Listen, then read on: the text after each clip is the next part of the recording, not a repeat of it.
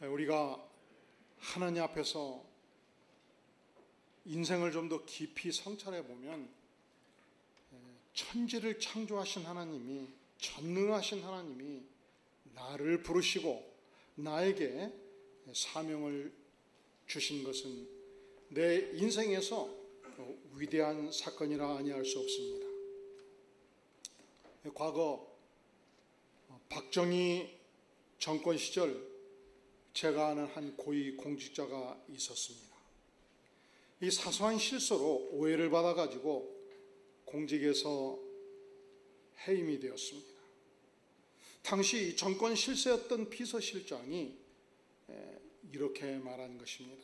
집에서 푹 쉬시고요, 조금만 기다려 주시면 더 높은 자리, 장관 대우받는 자리를 가깝게 진언해서 연락을 드리겠습니다. 이 말을 듣고 해임된 공직자가 그 다음 어떤 삶을 사셨는가 놀라지 마세요. 그때는 핸드폰이 없던 시대거든요. 그때는 돈 많은 좀 잘 산다는 부자들이 안방에 전화기 한 대 놓고 살던 시대였거든요. 그런데 그분이 안방 전화기를 붙들고 사셨습니다. 외출도 하지 않았습니다. 화장실 갈 때도 그냥 안 가고 여보 여기 앉아있어 하고 다녀오셨습니다. 무엇을 위해서? 무엇을 위해서? 모르시겠어요? 언제든지 카카가 나를 부르셔서 사명을 줄 수 있기 때문에 내가 언제든지 카카의 부름 앞에 순종하기 위해서 그렇게 2년 동안 전화를 붙들고 사셨다는 것입니다. 근데 대통령이 인간이에요? 하나님이에요? 인간이에요? 하나님이에요? 똑같은 인간이요. 인간이 불러도 이렇게 소중할진데 천지를 창조하신 하나님, 전능하신 하나님이 우리를 부르셔서 소명을 주시면 얼마나 소중한 일이 아니겠습니까? 그런데 사랑하는 성도 여러분, 사실은 연말만 되면 인간인 저를 살살 피하는 분들이 몇 분 계셔요. 왜냐하면 과거에 그런 말씀 하셨거든요. 목사님, 내가 딱 1년만 목자 쉬겠습니다. 내가 중고등부 교사 쉬겠습니다. 내가 주차봉사 쉬겠습니다. 그리고 1년이 가까우니까 저를 피해 다니시는 거예요. 하나님 앞에서 생각을 하셔야지요. 이 하나님의 위대한 부르심이 소명입니다. 이 소명이라는 단어가 한자말로 부를 소, 목숨 명인데 이 소는 하나님 편에서 보면 부르실 소지요. 위대한 분이 나를 부르셨잖아요. 명은 목숨 바쳐 완수해야 되는 사명을 말합니다. 그리고 한자의 글자 안에 이 소명이라는 단어 안에 어떤 뜻이 있느냐, 큰 대궐의 지붕 아래에서 무릎을 꿇은 채 주군의 명령을 전심으로 경청하는 모습을 한자가 내포하고 있는 것입니다.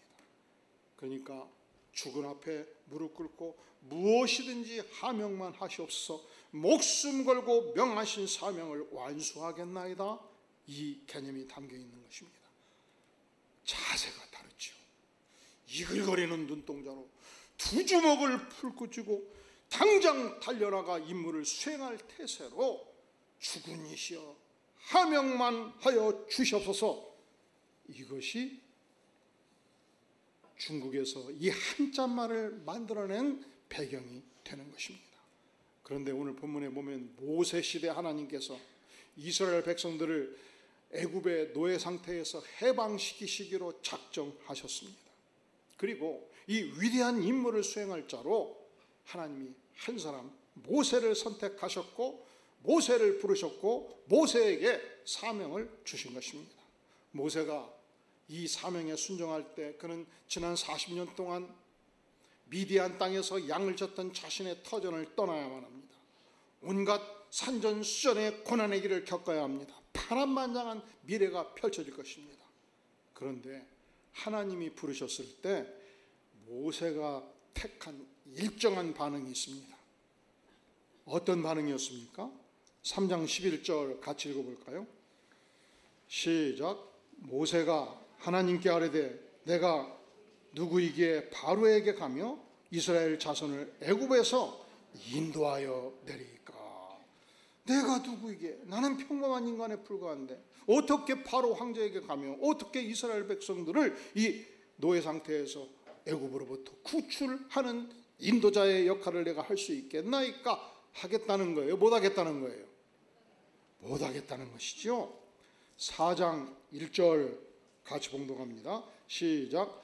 모세가 대답하여 이르되 그러나 그들이 나를 믿지 아니하며 내 말을 듣지 아니하고 이르기를 여호와께서 내게 나타나지 아니하셨다 하리이다. 자, 하나님이 부르셨을 때 모세는 뭐라고 말하죠? 하나님, 이스라엘 백성들이 어찌 나를 믿고 따르겠습니까? 어찌 내 말을 듣겠나이까? 그리고 이스라엘 백성들은 너 모세야, 너가 과연 하나님을 만났느냐? 하나님으로부터 사명을 받은 자냐? 그들이 의심하여 나를 대할 것이 아닙니까? 하나님 번지수를 잘못 찾았습니다. 나는 아닙니다. 나는 지도자가 될 수 없습니다. 그렇게 하나님의 부름 앞에 거절을 한 것입니다. 이때 하나님께서는 절망하는 모세, 거절하는 모세를 향해서 어떻게 설득하시나요? 세 가지로 설득합니다. 자, 첫 번째 설득 2절에서 5절 역시 천천히 한번 읽겠습니다. 시작. 여호와께서 그에게 이르시되 내 손에 있는 것이 무엇이냐? 그가 이르되 지팡이니이다. 여호와께서 이르시되 그것을 땅에 던지라 하시매 곧 땅에 던지니 그것이 뱀이 된지라. 모세가 뱀 앞에서 피하매 여호와께서 모세에게 이르시되 내 손을 내밀어 그 꼬리를 잡으라. 그가 손을 내밀어 그것을 잡으니 그의 손에서 지팡이가 된지라. 이는 그들에게 그들의 조상의 하나님 곧 아브라함의 하나님, 이삭의 하나님, 야곱의 하나님 여호와가 내게 나타난 줄을 믿게 하려 함이라 하시고, 자, 하나님이 물었지요. 내 손에 무엇이 있느냐? 모세가 답변했지요. 뭘 가지고 있었나요? 지팡이입니다. 하나님이 명하십니다. 그 지팡이를 땅에 던져라. 그랬더니 지팡이가 뭐가 된 거죠? 뱀이 되었습니다. 그랬더니 하나님께서 또 말씀하시는 거예요. 내 손을 내밀어 그 꼬리를 잡아라. 어린 시절 저는 시골에서 살았습니다. 뱀도 잡고 개구리도 잡고 메뚜기도 잡고. 근데 여러분, 뱀을 잡을 때는 머리를 잡아야 될까요? 꼬리를 잡아야 될까요? 예? 머리 잡는 건 불가능해요. 뱀이 얼마나 달랜데. 머리 잘못 잡으면 맹독성, 뱀이 탁 물면 독이 오르지 않겠습니까? 그래서 근데 머리를 흔들면서 막 전진해 갈 때 꼬리는 따라가거든요. 그러니까 가는 방향에 50cm, 1m 앞에 길목에서 꼬리를 딱 잡으면 잡힌단 말이죠. 근데 조심해야 돼요. 꼬리를 딱 잡으면 그냥 잡고 있으면 절대로 안 돼요. 왜 안 될까요? 순간에 머리를 확 쳐들어서 눈을 공격할 수 있고 내 몸을 공격할 수 있거든요. 어떻게 해야 될까요? 꼬리를 잡는 순간 돌리는 것입니다. 그래가지고 바닥에 맺히는 거예요. 그래서 뱀을 제압하는 거거든요. 그런데 모세는 꼬리를 잡아서 맺힐 필요가 전혀 없었습니다. 꼬리를 잡자마자 뱀이 뭐가 됐다고요? 지팡이가 된 것입니다. 그러니까 하나님께서는 모세에게 그가 가지고 있는 지팡이를 내밀라 했을 때 지팡이가 뱀이 되었고, 뱀이 다시 꼬리를 잡았을 때 지팡이로 바꿔진 것입니다. 이것이 왜 중요한가? 뱀은 애굽 사람들에게 있어서는 공포의 대상이었습니다. 애굽 땅이 기름진 땅이었던 만큼 이 나일강 하수에 수많은 코브라가 있었고 맹독성 뱀들이 있었습니다. 뱀에 공격당하면 죽는 수가 있었습니다. 그리고 애굽의 왕은 왕관에 코브라 문양을 하고 있었습니다. 뱀은 이 애굽의 백성들에게는 공포의 대상일 뿐만 아니라 숭배의 대상이요, 뱀의 신을 숭배하고 있었던 것입니다. 그런데 우리 전능하신 하나님께서 함께 하시면 뱀도 완전히 지팡이로 바꿔버리는 뱀을 제압하시는 하나님, 이 하나님을 믿고 따르면 애굽의 황실도 제압하는 능력을 주시겠다, 그렇게 말씀을 하시는 것입니다. 또한 우리 하나님께서는 모세에게 내 손에 없는 것이 무엇이냐 그렇게 묻질 않았어요. 내 손에 있는 것이 무엇이냐 물은 것입니다. 우리 하나님께서는 나를 사용하실 때 내가 가지지 않은 것을 요구하지 아니하십니다. 나의 은사, 나의 능력, 나의 소유, 나의 재능을 사용하기를 원하십니다. 우리는 이렇게 생각하지요. 내가 가진 지팡이는 하잘 것이 없다. 이 지팡이는 양떼들을 치는데 소용이 될 뿐이다. 별 볼 일이 없다. 이것을 어떻게 하나님께서 사용하실 수 있겠는가? 그렇습니다. 우리가 생각할 때 하잘 것이 없고 별 볼 일이 없고 부족하다 할지라도 그것을 하나님께 내어 빌면 위대한 능력으로 사용하시겠다 말씀하시지 않습니까? 우리 예수님께서 갈릴리 베세다 들판에서 설법의 사역을 하셨습니다. 부흥회를 하셨습니다. 백성들이 이 은혜의 말씀에 취해서 두 끼를 굶고 있었습니다. 요즘식으로 말하면 11시에 모여서 점심을 굶고 저녁 때가 된 것입니다. 굶주린 백성들을 불쌍히 여기셨습니다. 어른 남성들만 5,000명이었던 만큼 여성 아이들까지 2만 명이 추산되는 거대 운집한 백성들이었습니다. 우리 주님은 너희들 호주머니 다 뒤지고 백성들 부자를 골라가지고 자 1인당 10,000원씩 2만 명이 먹으려니까 2억 원이 필요하다, 그 돈을 챙겨오거라 말씀하시지 않았습니다. 아니 간식비 1,000원씩 2만 명이면 2천만 원이 필요하다, 준비하거라 말씀하지 아니하는 것입니다. 너희 주변에 손에 들고 있는 것이 무엇이냐? 오병이어입니다. 보리떡 5개, 물고기 2마리옵니다. 이것을 주 앞에 바쳤을 때 한 명의 식사하기도 부족한 이것을 주님께 바쳤을 때 하잘 것이 없고 부족하고 별 볼 일이 없는 것이 아니었지요. 주님께서 축사하셨습니다. 주님께서 축복하셨습니다. 그때 성인 남성들만 5,000명이 배불리 먹었고 2만 명이 배불리 먹었고 그리고 12강줄이 음식이 남게 된 것입니다. 하나님께서 모세에게 물렀습니다.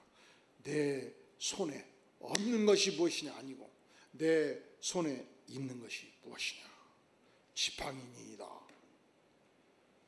일상생활의 평범한 도구에 불과한 것이었습니다. 그것으로 황실을 뒤흔드는 능력을 허락해 주셨습니다. 그 하나님은 오늘 또 여러분에게 묻습니다. 당신의 손에 있는 것이 무엇이냐? 하나님 하잘것없는 지팡이 뿐입니다. 순종해서 던져라. 그때에 교회를 살리는 능력을 주시고 영혼을 구원하는 위대한 메시지를 주께서 허락해 주시는 것입니다.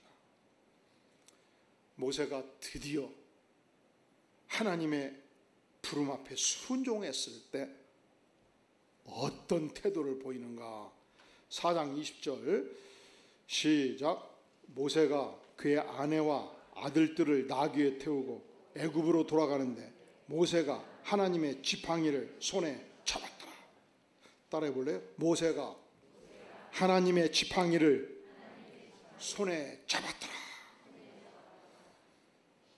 하나님을 만나기 전까지 이 지팡이는 목동의 지팡이였습니다. 하나님을 만나기 전까지 이 지팡이는 모세의 지팡이였습니다.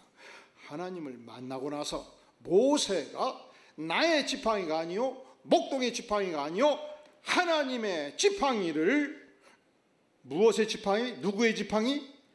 하나님의 지팡이를 손에 잡고 한 걸음 한 걸음 전진하기 시작한 것입니다. 자, 오늘 하나님은 도무지 순종할 수 없는 모세에게, 도무지 절망하는 모세에게 어떻게 설득하셨는가? 지팡이가 변하여 뱀이 되게 하심으로 하나님의 능력이 왕권을 취업하는 능력인 것을 직접 보여주심으로 모세를 설득하십니다. 두 번째, 하나님께서는 한 번으로 만족하지 않으셨습니다. 두 번째 설득을 하십니다. 자, 두 번째는 어떻게 설득을 하시나요? 6절 7절 시작. 여호와께서 또 그에게 이르시되 내 손을 품에 넣으라 하시매 그가 손을 품에 넣었다가 내어보니 그의 손에 나병이 생겨 눈같이 된지라. 이르시되 내 손을 다시 품에 넣으라 하시매 그가 다시 손을 품에 넣었다가 내어보니 그의 손이 본래의 살로 되돌아 왔더라. 자, 두 번째, 하나님께서 뭐라고 말씀하시죠? 따라해 볼래요? 내 손을 품에 넣어라. 자, 그러면 지금 하나님이 음성으로 들려주신 줄 알고 모두 한번 내 손을 품에 넣어라 넣어보셨다. 그리고 한번 딱 보시오. 손이 어떻게 됐어요? 똑같지요? 모세는 달랐어요. 모세는 딱 냈을 때 하얗게 문둥병으로 바꿔진 것입니다. 자, 구약성경에서 문둥병으로 표현하는 것은 오늘날 나병, 문둥병을 다 포함해요. 그리고 각종 피부병까지 포함해요. 좀 더 넓은 개념입니다. 그러니까 모세가 품에 넣었다가 손을 뺐을 때 손이 문둥병으로 바꿔졌다는 것은 살이 문드러지기 시작했고 썩어가기 시작했다는 것입니다. 그리고 다시 말씀하십니다. 내 손을 다시 품에 넣어라. 품에 넣어서 보았을 때 100% 온전히 손이 낫게 된 것입니다. 당시 이스라엘 백성들의 형편이 어떠했습니까? 그들은 자유인이 아니었습니다. 애굽의 노예였습니다. 또한 혹독하게 건설 노동자로 새벽부터 밤늦게까지 뼈 빠지게 일하고 있었습니다. 그리고 더 절망적인 상황은 내가 노예면 내 아들도 노예하고 내 손자도 노예가 되었던 비극적인 상황이었습니다. 요즘 북한 고위 외교관들이 속속들이 탈북을 시도하고 있습니다. 그 시도하는 과정을 좀 더 자세히 보면 이런 현상이 있어요. 지금 북한 대사관, 해외에 나와 있는 외교관들이 봉급이 거의 없습니다. 예를 들어서 한국의 외교관이 미국의 공관으로 나오면 봉급이 400만 원, 500만 원 되지 않겠습니까? 북한 공관원들은 30만 원, 40만 원 살 수가 없지요. 그리고 상납금을 바치라고 그러는 거예요. 그런데 외교관은 어떤 특권이 있습니까? 우리가 보통 외국에 나갈 때 김포공항에 영종도, 무슨 공항? 인천공항 거기에서 얼마나 복잡하게 몸수색을 하고 뭐 물건 다 빼가지고 바구니에 넣고 보고 조사하고 지금 뭘 조사하는 거예요? 불법 총기로 마약류 이런 거 다 조사하지 않습니까? 그런데 외교관은 외교 특권이 있습니다. 수색하지 않습니다. 조사하지 않습니다. 외교만 걸어갈 수 있는 통로로 다니게 되는 것입니다. 그러니까 내가 외교관인데 내가 북한에서는 고위층 인사인데 해외에 나와가지고 불법 마약을 거래하고 불법 이 도박 자금을 만들어내고 그리고 이 담배를 팔아가면서 내 생활비를 충당할 뿐만 아니라 그리고 상납금까지 바치는 내 신세가 1년, 2년, 3년 외교관 생활을 하면서 보니까 이게 인간이 아닌 거예요. 그런데 가끔 한국의 외교관들 보니까 고급 승용차 타고 다니죠. 얼굴은 번지르하죠. 좋은 양복을 입었죠. 그리고 봉급을 보니까 나의 15배 봉급을 받고 이게 인간 같지가 않은 거예요. 이게. 그래도 나 한 사람 평생 이렇게 사는 건 감당하겠다는 거예요. 그런데 내 아들이 영국으로 나와서 독일로 나와서 3년, 5년, 7년, 10년 이 사회에서 자유사회에서 생활하면서 자유를 맛봤잖아요.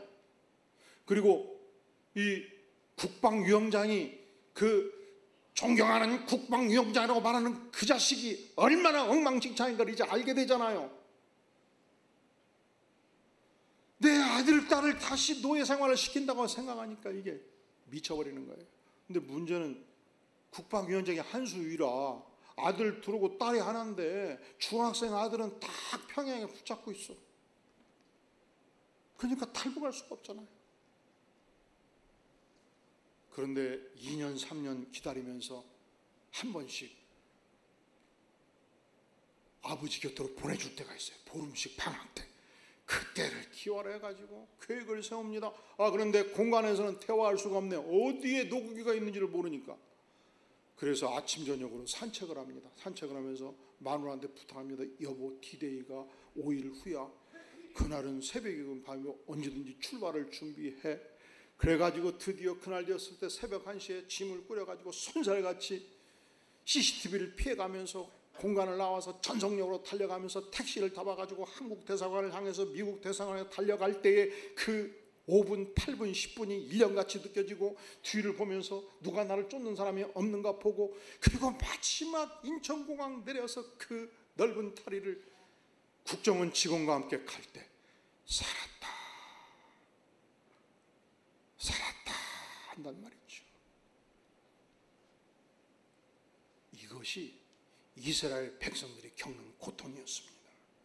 이것이 내가 노예 생활할 뿐만 아니라 우리 자손들이 하나님의 백성이라 한들 무슨 의미가 있겠습니까? 차자손손 노예의 상황인데, 그런데 이 문드러진 문둥병과 같은 이 백성들을 우리 전능하신 하나님이 치유해 주시겠다, 노예 해방을 선포하시겠다, 역사를 치유하고 민족을 치유하시겠다, 지금 선포하시는 것입니다. 하나님은 절망하는 모세를 향해서 결코 순종할 수 없는 모세를 향해서 어떻게 설득하시는가?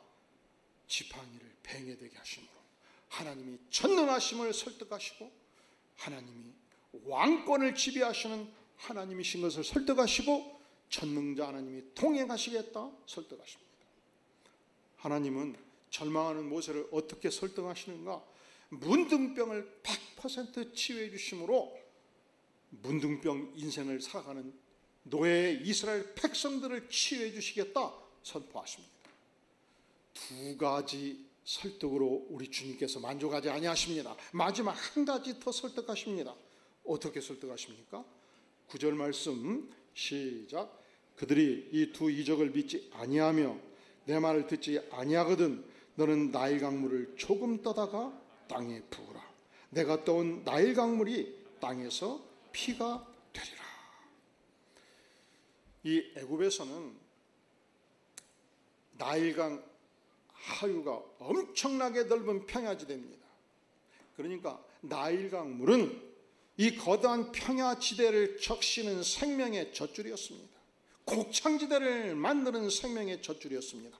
그러니까 가뭄이 깊어서 나일강 물이 마르면 그것은 죽음이었습니다. 그래서 이스라엘 애굽의 백성들은 이 나일강을 숭배의 대상으로 보았고 나일강의 신을 숭배했습니다. 나일강의 신은 풍요의 신이요 다산의 신이었습니다. 그런데 이 나일강물 한 대접을 갖다가 대지에 뿌려보라는 거예요. 그때 강물이 어떻게 된다고요? 피로 바꿔지는 것입니다. 우리 전능하신 하나님께서는 어떤 하나님이신가? 애굽 백성들이 그다지도 섬기는 나일강의 신도 다스리고 지배하는 하나님이시다. 저들이 섬기는 뱀의 신도 다스리고 지배하시는 하나님이시다. 전능하신 하나님이 함께 하시면 못할 일이 없다. 이것을 우리 주님께서 모세에게 보여주신 것입니다. 자, 이렇게 3번 정도 하나님이 설득하시면 여러분은 어떻게 하겠어요? 이 정도면 하나님은 언제든지 하명하여 주시옵소서. 제가 바로 왕을 굴복시키러 하나님의 능력을 덧입고 가겠나이다 하지 않겠습니까? 문제가 간단하지가 않아요. 이때 모세가 뭐라고 말합니까? 10절 시작. 모세가 여호와께 아뢰되 주여 나는 본래 말을 잘하지 못하는 자니이다. 주께서 주의 종에게 명령하신 후에도 역시 그러하니 나는 입이 뻣뻣하고 혀가 둔한 자니이다. 가겠다는 거예요? 안 가겠다는 거예요? 못 가겠다는 거예요.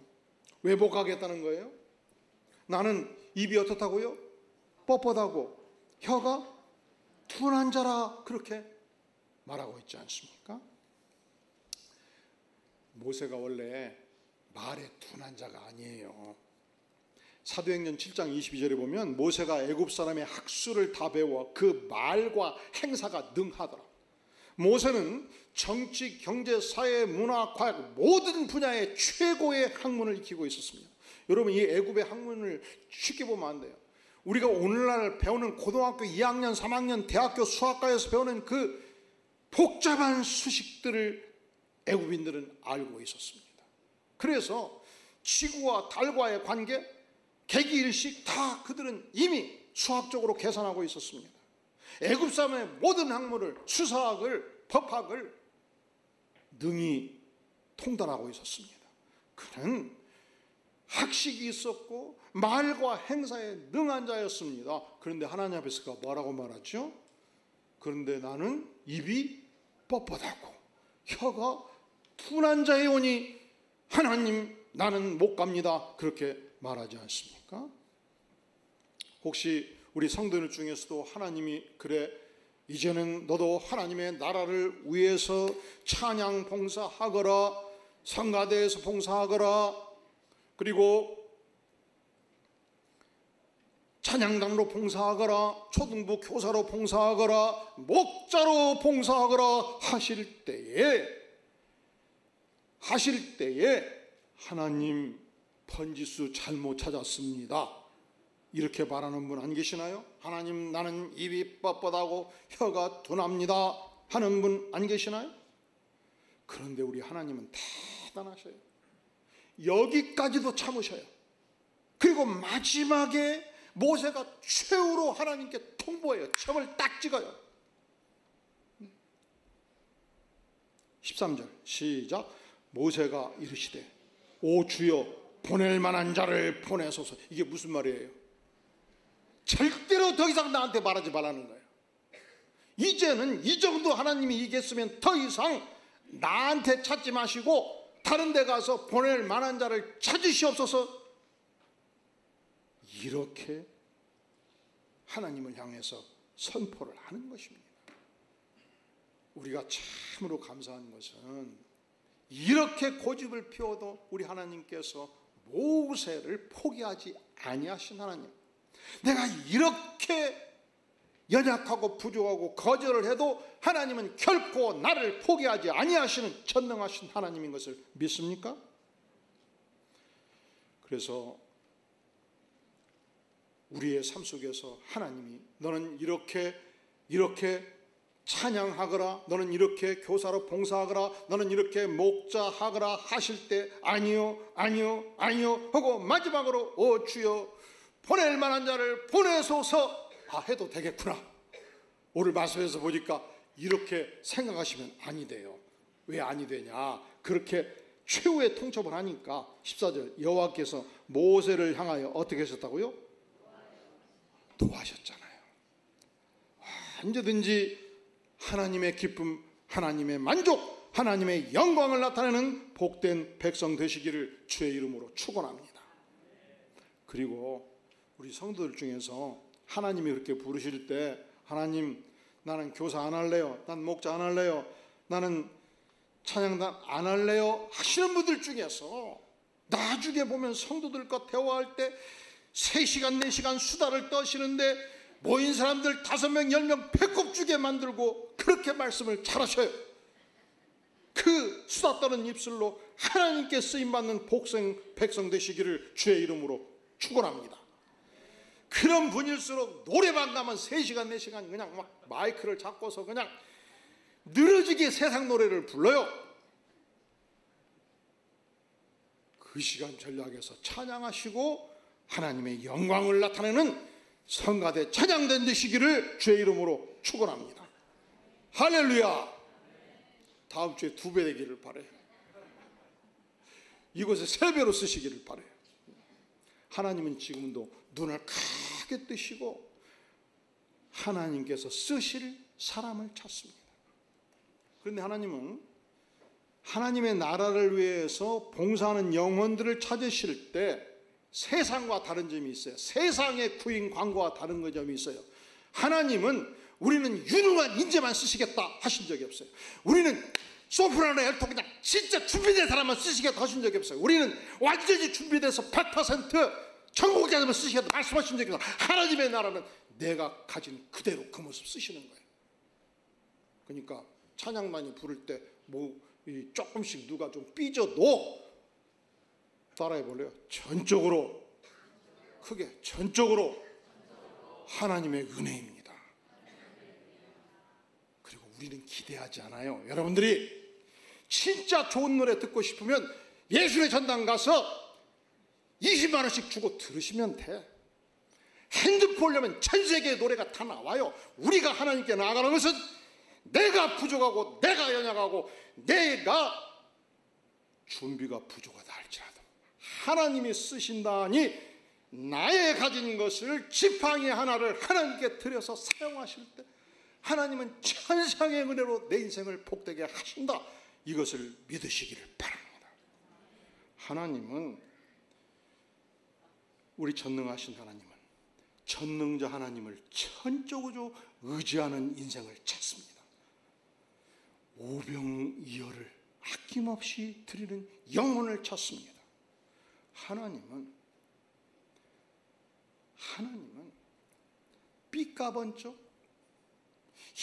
예쁘게 예술성 있게 아름답게 만든 지팡이를 찾지 않습니다.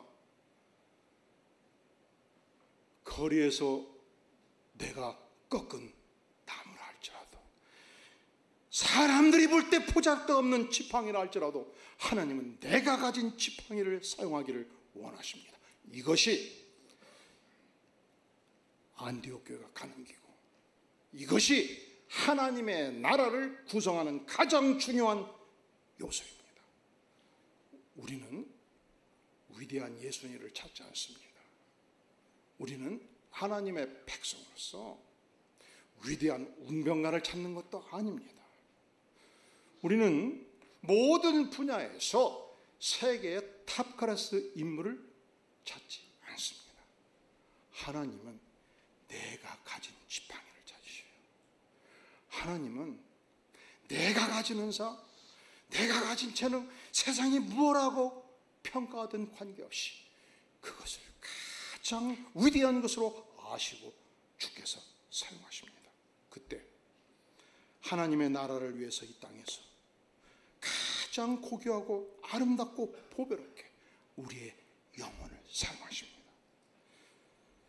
그런 걸 하나님께서 우리를 찾으실 때에 주여 보낼 만한 자를 보내소서 절대로 외치지 마시고 따라해 보실래요? 주여 내가 여기 있나이다.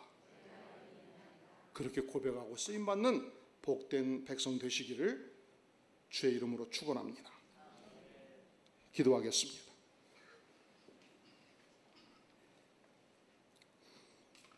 영광의 주님, 우리가 연약합니다. 부족합니다. 그러나 내가 가진 것 쓰신다 하니 주님 감사합니다. 우리가 부족하고 연약하다 할지라도 전능자 하나님이 부르실 때, 정능자 하나님이 내어놓으라 하실 때 나의 은사, 나의 재능, 나의 소유, 나의 은총을 주 앞에 드리며 하나님이 인정받는 백성으로 쓰임받기를 구하오니 하나님 영원을 축복하여 주시옵소서. 예수님의 이름으로 간절히 기도하옵나이다. 아멘.